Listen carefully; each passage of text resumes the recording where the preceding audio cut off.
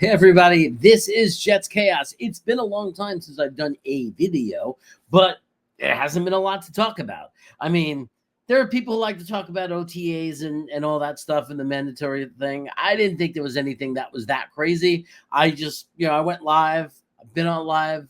The only thing I've said about it is feels like everything is okay.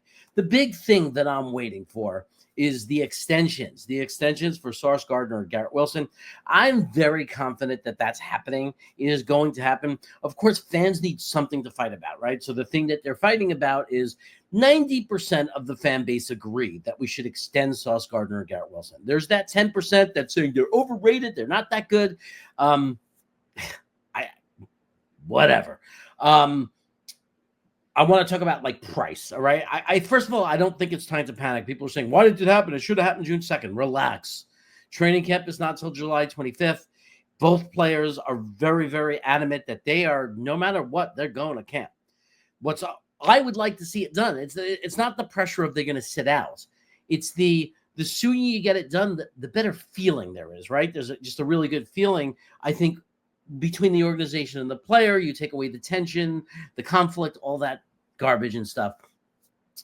Then there's argument about price, right? People are saying he's not worth $30 million. Sauce Gardner had a terrible year. Sauce Gardner has 3 years in the league. You got to look at the whole product. You can't look at last year when everything was falling apart. He can't tackle is a crazy thing to say. I'm not saying he's a great tackler, but 90% of those missed or so-called he wasn't tackling. It's a crime that he was even expected to make those tackles. That was the failure of our defensive line, our scheme, everything. But without defending him too much, he needs to improve his tackling. Fine. He's still one of the top shutdown corners. Look, I'm not saying he's better, the best, whatever. People could say the kid from Denver Surtain is better. It doesn't matter, because part of what factors in the size of a contract is the timing. It doesn't matter if a guy that got signed a year ago made this much money, so you can't make this much money because they're better than you. It doesn't matter because it's a new year and the prices keep going up. We've seen that. The reality is we've seen some crazy contracts, right? We signed the guy, Stevens. I mean, a lot of us lost our minds. $15 million for a guy that people thought would be worth $6 to $7 million. A guy who's not even that good of a CB2, but we saw value in him because we think, his style of play will cater well to us. And we gave him a contract a lot of us thought was enormous. The same thing happened with players who left us. They went to other places and got contracts. We couldn't believe how much the other team was paying them. It happens. Can you imagine what Sauce Gardner or Garrett Wilson would get on the open free agency market? Worse than that, when, how many times have we seen teams trade for guys they have to pay? So you give away assets as well. That's why it's so important to sign your guys, because you get them at a little bit of a better deal than the craziness of an open market, because they don't want to be stuck paying under the 50-year option, and then waiting to be franchised, and that can extend their big bonus and their big security blanket longer. So this is the time where it's best to make a deal. So that's why I think we all want to see it. I'm not going to fight over money.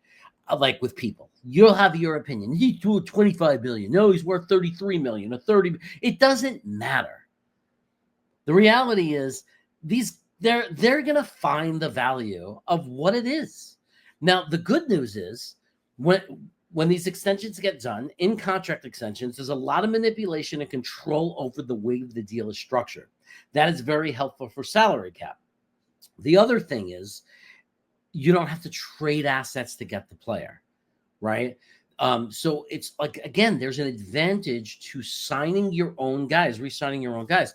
Now, 90% of the fan base agree. Whether we could argue about the money all day, these are great young core players that we want to hold on to. And one of the things that really has made this organization struggle over time is the inability to retain our players.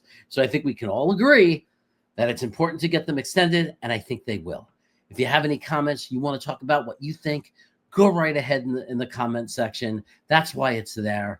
You guys have a great time. Shut up.